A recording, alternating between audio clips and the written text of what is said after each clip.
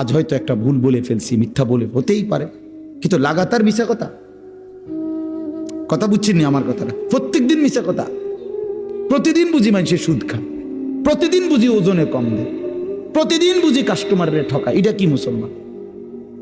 এ কেমন ধরনের পাপী?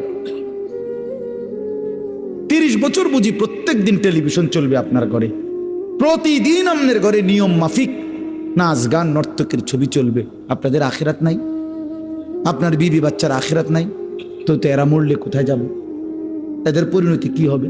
আর আমি বাবা হিসাবে, অভিভাবক হিসাবে কি দায়িত্ব পালন করলাম? খাট পালং আর সোফা ফার্নিচার, কাঁচের প্লেট আর নুনের বাটি, এটাই ছিল জিম্মাদারি না? একজন মুসলমানের দায়িত্ব তার স্ত্রী সন্তানের জন্য এই শুধু খাট পালং আর সোফা ফার্নিচার ব্যবস্থা করা, এই তো না? বলেন না বাবা, বলেন তো কি দায়িত্ব ছিল? কোরআন শরীফ